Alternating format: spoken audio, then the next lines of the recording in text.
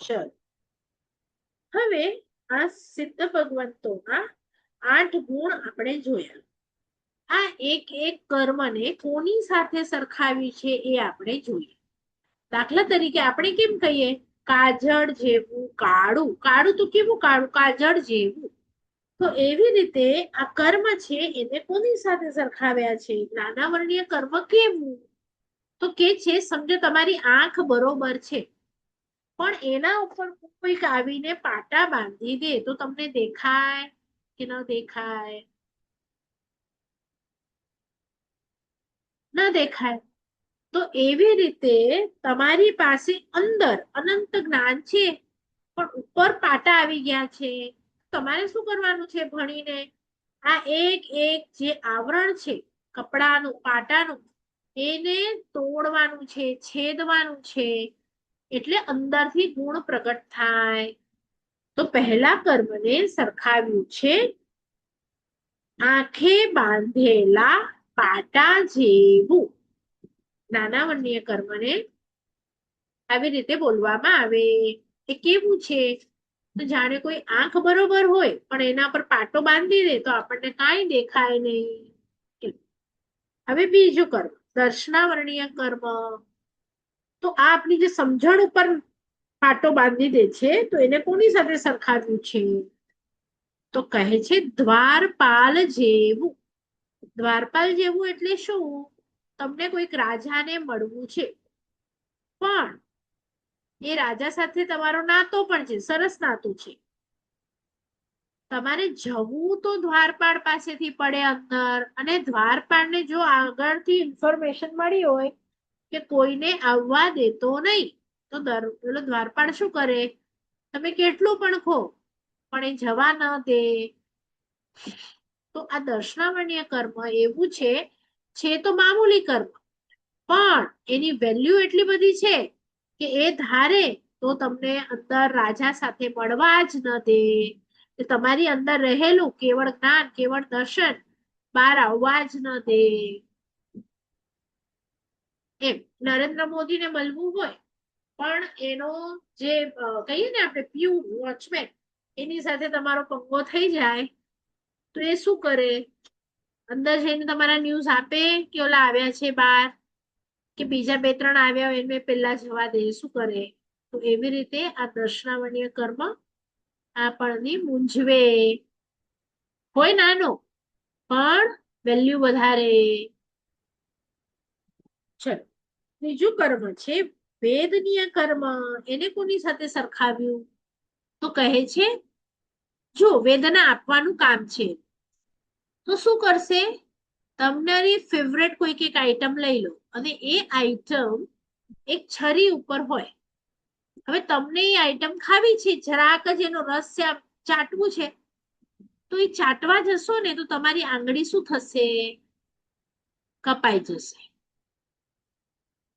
તો એવી રીતે આને સરખાવ્યું છે મધથી લેપાયેલી તલવારની ધારને ચાટવા જેવું. મને ખૂબ તીખું લાગે છે, જોઈએ છે મને મધ, પણ આ મધ ક્યાં છે? તો કે તલવારની ધાર ઉપર છે.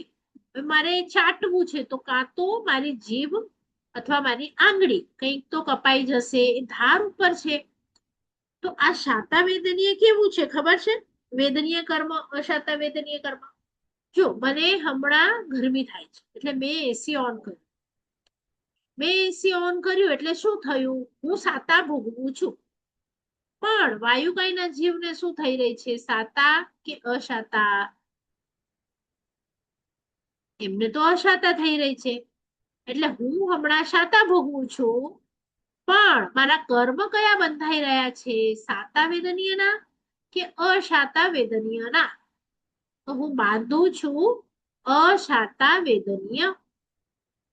અને જે સામાયિક પ્રતિક્રમણ વગેરે કરે છે તો એ લોકો ભોગવી શું રહ્યા છે? અશાતા, કારણ કે ગરમી થઈ રહી છે એમને. પણ એ બીજા જીવોને નુકસાન નથી કરતા, સાતા આપી રહ્યા છે, આપણા ગુરુ ભગવંતો વગેરે. તો એ લોકો શું બાંધે છે? ભવિષ્યમાં એમને શું મળશે? સાતા વેદનીય કર્મ, કારણ કે હમણાં અશાતા ભોગવી રહ્યા છે. તમે જે પણ વસ્તુને ભોગવો એ તમારી પાસે ખાલી થઈ જાય. તો તમે શાતા ભોગવશો તો શાતાના કર્મ ખાલી થઈ જશે. તમે અશાતા ભોગવશો તો અશાતાના કર્મ ખાલી થઈ જશે અને પાછળ બચેલું રહી જશે. એટલે આ કર્મને કોની સાથે સરખાવ્યું કે આપણને એક બાજુ મીઠું મીઠું બતાડે કે વાવ એસી, વાવ આઈસ્ક્રીમ, વાવ ગાડી, એમ સાતા ભોગવી આપણી, વાવ નોકર, વાવ બંગલો, પણ એ બધું ખાલી થઈ જાય અને પાછળ માટે જયારે આપણને જોઈતું હોય કઈ, પુણ્ય બચે જ નહીં, શાતા બચે જ નહીં. આ એવું છે, આપણા આત્માને કટ કરી નાખે છે, ધારથી ઊંધી નાખે છે. ચલો, એના પછી મોહનીય કર્મ, જે રાજા છે, કર્મનો રાજા, તો એ રાજાને કોની સાથે સરખાવ્યું તો કહે છે દારૂ પીધેલા વ્યક્તિ જેવું. કોઈક માણસ દારૂ પીએ પછી તમે જોયો છે ને, રોડ પર પણ સૂતેલો હોય, ગટરમાં પણ પડેલો હોય, ક્યાંક નાળામાં, કચરામાં, અને એને એવું લાગે કે મેં દારૂ પીને હવે મને કાંઈ યાદ નથી અને હું મસ્ત મોલા એકદમ ન ચિંત થઈ ગયો છું, બેફિકર થઈ ગયો છું, મારી બધી ચિંતાઓનો અંત આવી ગયો છે. રિયલમાં એવું કઈ હોય નહીં, પણ એને એવું લાગે, એટલે કે ઊંધું લાગે કે હું અહીંયાનો રાજા છું. તો આ મોહનીય કર્મ આપણને બધું ઊંધું ઊંધું દેખાડે, એટલે એ કર્મને સરખાવ્યું છે દારૂ પીધેલા વ્યક્તિ જેવું. આપણને એમ લાગે વાવ મારા તો શું નસીબ છે, મારી પાસે આ છે, આ છે, આ છે, હજી જોઈએ, તમારું પુણ્ય હશે તો મળશે તમને, પણ બધું ભોગવી ભોગવીને પુણ્ય પણ ખતમ અને બીજા વધારાના કર્મો આપણે બાંધી લઈએ છીએ. તો આ બધું આપણે શીખીએ ને, તો આ કર્મો સાથે આપણે કેવી રીતે લડી શકીએ એ આપણને ખબર પડે. આ બધી વસ્તુઓ છે ને આપણે આજે જે લઈ રહ્યા છીએ એ કર્મ ગ્રંથ 1 એમાં આપવામાં આવેલી છે ગાથાઓ આ, અને એના જે શું કહેવાય ગાથા, એના ઉપરથી આ ચેપ્ટર બન્યું છે. તો આ શીખી અને આ કર્મો સાથે કેવી રીતે આપણે લડી શકીએ. જો દુશ્મન આ બાજુથી આવે છે એમ ખબર હોય તો આપણે આ બાજુ સેના લઈ જઈએ, પણ ખાલી એટલા જ ન્યૂઝ મળે દુશ્મન છે ને આવે છે, તો તમે કઈ બાજુ લડવા જાઓ? બસ હમણાં સુધી આપણે જાડું જાડું જ બોલતા હતા, મુझा કર્મ નડેતા, કર્મ નડેતા, પણ કયા કર્મ નડેતા, કયા કર્મ નડેતા से खबर ना है। तो उन्हीं के कढ़े की कोशिश की गई, उन्हीं जो આ નિવારણ की गई, કારણ કે મણી કે અલગ અલગ કર્મ નડેતા. એટલે આપણે કર્મને ડિટેલમાં જાણીએ અને પછી એ પ્રમાણેનો એમની સાથે વ્યવહાર કરીએ. બરાબર? ચલો, એના પછી છે આયુષ્ય કર્મ. એને કોની સાથે સરખાવ્યું તો કહે છે આ બેડી જેવું છે. આપણને તો બહુ ગમે, હું તમને કહું કે તમારો નેક્સ્ટ ભાવ છે ને દેવનો છે, અથવા તો કહું ચક્રવર્તીનો છે, તમને એટલું સુખ મળવાનું છે કે પૂછો નહીં, તો તમે તો ખુશ થઈ જાઓ. પણ આ ભણેલા હો ને તો તમને એમ થાય કે આ કર્મને તો બેડી જેવું કીધું છે, તો બેડી જેવું એટલે શું? તો એક એક્ઝામ્પલ છે, તમે એક જેલમાં ગયા, એક વ્યક્તિ લોખંડની બેડીથી એના પગ બાંધવામાં આવ્યા છે, એક વ્યક્તિના પિત્તળ, એક વ્યક્તિને હીરા, એક વ્યક્તિને સોના. તો તમને એમ થાય વાવ શું એની બેડી હતી હીરાની, મને પણ આવી જ બેડી મારા પગમાં જોઈએ, મને પણ બાંધો. એવું તમે આવીને કહો ક્યારે પણ કે મને આવી જ બેડી જોઈએ, કે બેડી તો બેડી જ છે, એમાં આપણને રહી અને આપણી રીતે મુક્ત ક્યાં પણ આપણે ન જઈ શકીએ. તો આ જે દેવનો ભાવ છે એ રૂપાની બેડી છે, ચક્રવર્તીનો ભાવ સોનાની બેડી છે, પણ છે તો બેડી. એમાં આયુષ્ય કર્મ હશે એટલું તમારે રહેવાનું અને પછી તમારો ભાવ ચેન્જ થઈ જાય. તો શું ખુશ થવાનું એની અંદર? તમારે પ્રયત્ન શું કરવા જોઈએ? જો એક એક્ઝામ્પલ જેલ હતી એમાં આવી રીતે નરેન્દ્ર મોદી અંદર ગયા અને 4 જણા આવી રીતે અલગ અલગ બેડીથી સંકળાયેલા હતા. તો એમને દયા આવી, તો જેની પાસે લોખંડની બેડી હતી ને એને પૂછે છે મોદી કે હું તમારા માટે શું કરી શકું છું, તમે માંગો, તમને જે જોઈએ તે હું આપું. તો ઓલા વ્યક્તિમાં એટલી જ અક્કલ કે છે મારો રૂમમાં તો કોઈ ફેસિલિટી જ નથી, આ લોખંડની બેડી તો જુઓ કટ ખાઈ ગઈ છે, મને ઓલા રૂમમાં શિફ્ટ કરો જ્યાં સોનાની અને હીરાની બેડી છે. તો ઓલો તો કરી આપે છે. પછી બધા લોકો એને શું કે છે કે આવું તે કર્યું, તે મોદી પાસેથી જો મુક્તિ માંગી હોત તો તને મુક્તિ આપી દે. પણ ઓલો ઓલો મનુષ્ય શું કે છે કે મને તો મુક્તિ જોઈતી જ નહોતી, બહાર નીકળીશ એટલે મને ખાવા પીવાના વાંધા, ઘરવાળી સાથે એ જ કટકટ, બધું આ કમાવ તે કમાવ ને મને જોઈતું જ નથી, તો હું શું માટે માંગુ. એટલે આપણા બધાનો હાલ એવો જ છે. ખાલી આપણે પાટલા ઉપર બોલીએ કે મને મોક્ષ જોઈએ છે, શીલા જોઈએ છે, મુક્ત થવું છે, પણ ઓરિજિનલી આપણે સાચું સ્વરૂપ નથી ઓળખતા સિદ્ધશિલાનું. એટલા માટે આપણને રિયલમાં અંદરથી એવી કોઈ ઈચ્છા નથી કે હું કાયમી સુખી થાઉં. હું થોડીક વાર સુખી થાઉં ને એમાં જ હું ખુશ છું, કે આઈસ્ક્રીમ મળી ગઈ તો ખુશ, ગાડી મળી ગઈ તો ખુશ, દાગીના મળી ગયા તો ખુશ, સારો પરિવાર મળી ગયો તો ખુશ. બસ પછી ભલે ને બીમારી આવે, મૃત્યુ આવે, મને કાંઈ ફરક પડતો નથી. તો આપણા હાલ આવા જ છે. એટલે આપણે મુક્ત રહીને આપણે શું શું કે ચલો ભલે મને કમાવું પડશે પણ મારે કોઈના અંડર રહેવાનું તો નહીં. હમણાં તો મને આ જેલર કે એમ કરવું પડે, એટલા વાગે ઉઠવું પડે, એટલા વાગે સૂવું પડે, એ કામ કરવું પડે. એટલે તમે બહાર હો, તમને જોઈએ ત્યારે તમે ઉઠો, તમે જોઈએ ત્યારે સૂવો, તમને ખાવું એ ખાઓ. અહીંયા તો તમને બધું એના હિસાબથી કરવું પડે. તો આપણે પણ આપણા આત્માને આટલું બધું આખો દિવસ કરવું પડે છે, પણ આપણે એનાથી થાકતા નથી, આપણને એમાં જ મજા આવે છે. આપણા આત્માને કાંઈ ન કરવી પડે એવી જો સિચ્યુએશન આવશે ને તો એ આપણા મગજમાં હજી બેસે નહીં. બરાબર? કારણ કે આપણને પણ આ બધું બેડી વગેરે બહુ ગમે છે, બંધનો ગમે છે. એના પછી છે નામ કર્મ. તો નામ કર્મને કોની સાથે સરખાવ્યું છે તો કે છે ચિત્રકાર સાથે. ચિત્રકારને એક પ્લેન પેપર આપું તો એને જે કલર્સ કરવા હોય એ કલર્સ એમાં નાખી શકે, જે ચિત્ર બનાવવું હોય એ બની શકે. તો એવી રીતે આપણું જે નામ કર્મ છે, સમજો કે મારી સામે કોઈ કાળું આવ્યું, હું એને કહું શીખ કાળું, શીખ કાળું, તો એનો મતલબ થયો કે હું મારા નેક્સ્ટ ભાવ માટે કાળો રંગ બુક કરી રહી છું. કોઈ ઝાડુ આવ્યું, કોઈ બોબડું આવ્યું, કોઈ પાંગડું આવ્યું, બધા ઉપર હસું છું, એટલે હું એમને તુચ્છ ગણું છું. તો પછી એ બધા બહુ મારા ફિક્સ થઈ રહ્યા છે અને મને જો મળે ત્યારે મારે એ ભોગવવું પડે. એટલે તમારે નેક્સ્ટ ભાવ સારો જોઈતો હોય તો આ ભાવમાં બધા સાથે સારો વ્યવહાર કરવો પડે. જો તમે ખરાબ કરો છો, બીજાને આવું આવું ભણો છો, તો તમારો નેક્સ્ટ ભાવ એવો જ તૈયાર રહેવાનો છે. એટલે તમે જ તમારા પેન્ટર છો કે નેક્સ્ટ ભાવ તમને એવો જોઈએ છે. હમણાં પણ આપણને જે પણ મળ્યું છે એ આપણે પોતે જ એવું ભર્યું છે કે લાસ્ટ ટાઈમ મેં કેવું બધા સાથે કર્યું હતું એવું મને મળશે. બહુ પુણ્ય છે તો બહુ સારો કલર, બહુ પુણ્ય છે તો બહુ સારું શરીર, અને ન હોય તો એવો કલર ને એવું શરીર. તો એ અલગ વસ્તુ છે. પણ એ વખતે મને ખબર નહીં હતી, જે મળ્યું એ મળી ગયું.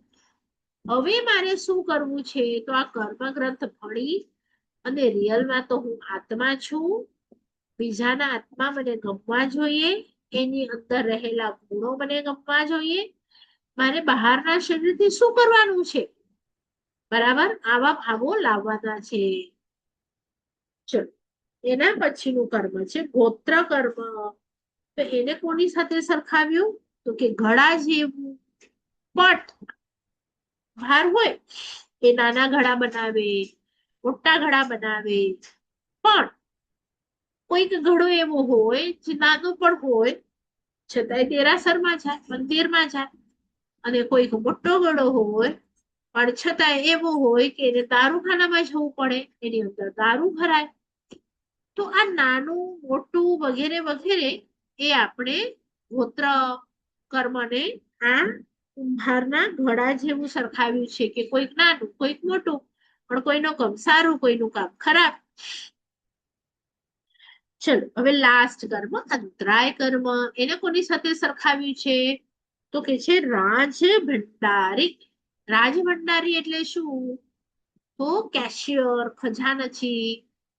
જો તમે રાજા પાસે ગયા, તો રાજાને તમે માંગો કે રાજા મને આ જોઈએ છે, કે આ ગામ જોઈએ છે, કે આટલું સોનું જોઈએ છે, કે વોટેવર કંઈક તમે માંગો છો, અને રાજા તમને ઓળખે પણ છે, અને રાજાને આપવાની ઈચ્છા થઈ ગઈ કે ચલો આ બેનને હું આપું. પણ એ જુએ કોની સામે? ખજાનચી. અને પહેલા જમાનાના તમે સિરિયલ જોયા હશે, મૂવી જોયા હશે, તો એમાં કેવું હતું કે તમે એને પૂછો ને અને એ જે જવાબ આપે ને એ પ્રમાણે રાજાને વર્તવું પડે. હમણાં પણ બધા સંઘોમાં તમે જોયા હશે ખજાનચી વગેરે હોય, જેને ખબર પડે કે કેટલો ખજાનો છે આપણી પાસે, તો એ તરત ના પાડી દે કે આપણી પાસે હમણાં આપવાની કેપેસિટી નથી. જો આ ખજાનચી ના પાડે તો રાજા પણ એમાં કંઈ કરી શકે નહીં. એમ ના કહી શકે કે મારે ઈચ્છા છે ને તો હું આપવા માંગુ છું તો તમે આપો. એને ખજાનચીને પૂછવું પડે. તો આ કર્મ એવું જ છે કે તમારી પાસે હોય પણ છતાંય એ કદાચ તમને ભોગવવા ન દે. તમને ડાયાબિટીસ થઈ ગયું, તમે ખાઈ જ ન શકો. તમને ભૂખ લાગી છે પણ તમારી દુકાન પર એવી ગળદી થઈ ગઈ કે તમે ન ખાઈ શક્યા, તો અંતરાય આવી ગયો ને ખાવામાં તમને. તો એવું કંઈક ઊભું થઈ જાય કે તમે એ વસ્તુ હોવા છતાં પણ એને ભોગવી શકો નહીં. બરાબર? તો આ 8 કર્મને એક એક ઉપમા આપવામાં આવી છે, એને સરખાવવામાં આવ્યું છે. તો એ સરખામણી આપણે હમણાં જોઈ, અને એવી જ રીતે આ કર્મોને યાદ રાખવાના છે. તો એક વખત તમને કોઈ પણ યાદ હોય તો 1 2 બોલો, નહીં તો આપણે 8 ફરીથી એક વખત રિપીટ કરીએ કે કયા કર્મને કોની સાથે સરખાવવામાં આવ્યું છે, કઈ ઉપમા આપવામાં આવી છે. તો કોણ સ્ટાર્ટ કરે છે? નાના વર્ણીય કર્મ. બોલો, એને કોના જેવું કયું છે? શેની સાથે સરખાવવામાં આવ્યું છે?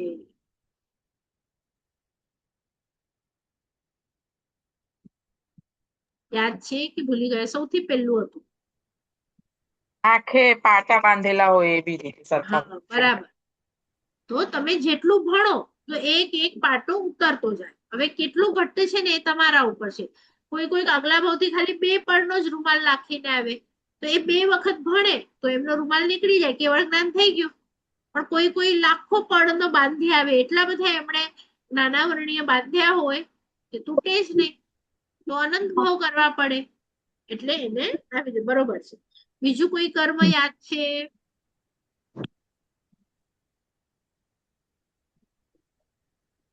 દર્શના વર્ણીય મધ થી નહીં. દર્શના વર્ણીય દરવાન જેવું. દરવાન એટલે બાર ઉભો હોય ને, વોચમેન, દ્વારપાળ, એવું. એ જવા ન દે, ધારે તો તમને જવા ન દે, સમજવા ન દે. વેદનીય છે એ મધથી લેપાયેલું. બરાબર? મોહનીય કર્મ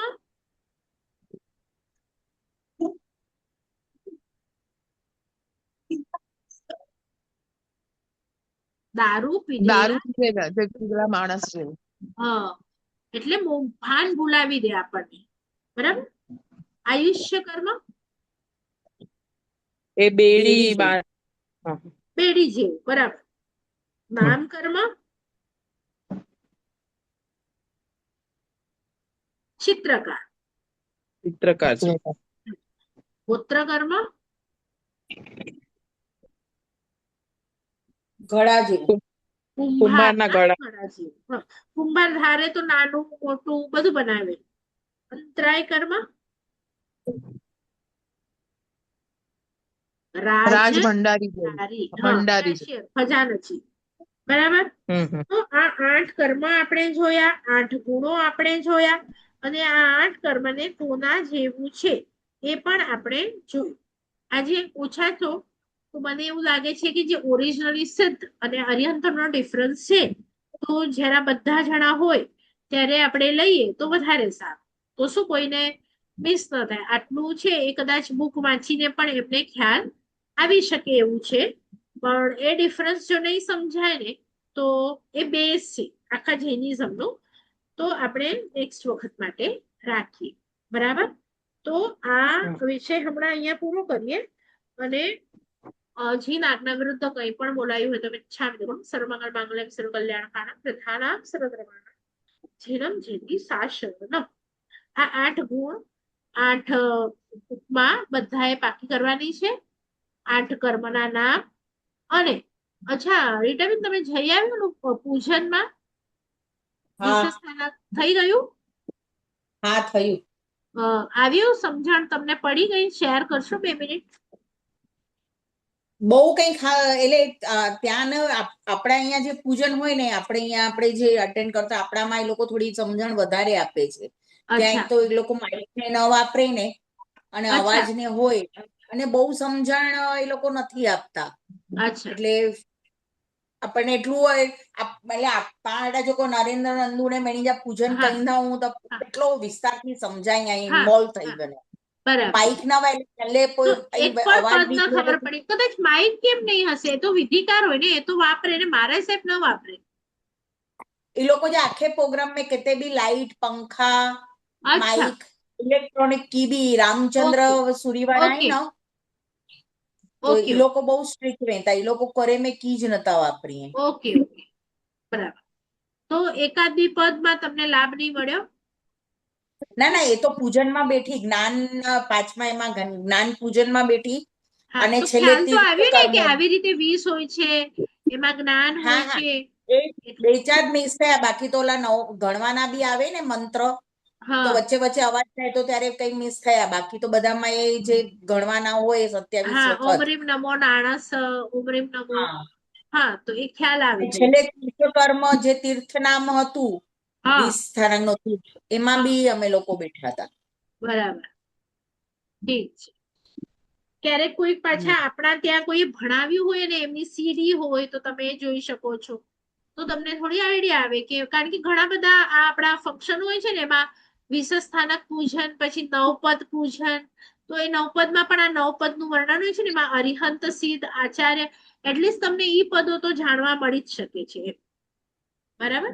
કારણ કે ઈ જ્યારે પણ ધજા વગેરે હોય ને, તો કોઈક લોકો આગળ પહેલા બીજા દિવસે ભણાવતા હોય છે. તો તમને આ હવે સિદ્ધચક્ર પૂજન તો ગચ અટેન્ડ ખ્યાલ આવશે. સિદ્ધચક્ર પૂજન તો ગચ અટેન્ડ ક્યાંય. હા, તો એમાં તો એ નવપદ હોય ને. હા, એમાં નવપદ સિદ્ધ હોય. છે. એટલે હું થોડી સમજણ મેં, પણ ભણે જો હેવરી શેખે જો હેવર ચાલુ કયો હોય ને, એટલે ત્યારે એટલી સમજણ ના હોય. અચ્છા, હા હા, બરાબર. ત્યારે ભલે હું સમજાયા એટલે તન્મય બેને કે થોડી સમજ પે જ, પણ આટલો પાકે ના વિસ્તાર. એટલે મેં કીધું ને, અર્યંત અને સિદ્ધની તો હું તમને કહું ને, 90% જે જૈનો છે ને, એમને ઘણાને ખબર હોતી જ નથી કે કઈ વસ્તુ અર્યંતમાં આવે, કઈ વસ્તુ સિદ્ધ ભગવંતમાં આવે. તો એ નથી ખબર હોતી, એટલે ભાવ જ ના આવે પછી. તો આપણને એ મિસ ન થાય બધાનું, એટલે આપણે નેક્સ્ટ વર્ગમાં એ રાખીશું. બરાબર. ચલો, હવે બીજા કોઈને કઈ પૂછવું છે અર્યંત માટે, યા વિસ્થાનક માટે, યા બીજી કોઈ વસ્તુ તો છે આપણી પાસે? નહીં ના. ઓકે. તમારે રીટાબેન આ બુક છે ને, ફોટો નાખી દો છો અંદર? હા, લગભગ બેન બધાને મેં મારી બહેનોને બી મેં મોકલાવ્યો તો આખો સેટ, એ લોકો પાસે બી છે. ઓકે ઓકે, તો છે તો વાંધો નહીં. તો તમે એ વાંચજો, જોજો. અને બીજો ચેપ્ટર સ્ટાર્ટિંગ થી આપણે થોડું રીડ કરી, અને બધા હશે તો લઈ લઈશું. કારણ કે હજી 1-2 જણા નવા છે ને, આઈ થિંક 2-1 જણા નવા છે. હા, એટલે એક મિત્તલ નથી આવી. નહીં, બીજા તો તમે મસગાંવમાં તમારું થઈ ગયું છે, પણ જે લોકો નવા છે ને, એમાંથી આઈ થિંક 1-2 જણા નથી, તો એમનો મિસ ન થાય. હા, બરાબર, ભલે ચાલો તમારે છે બધા પ્રણામ બેન. આભાર. પ્રણામ બેન. રેકોર્ડિંગ કાલ સુધી આવી જશે તો મોકલાવી દઉં છું. હા હા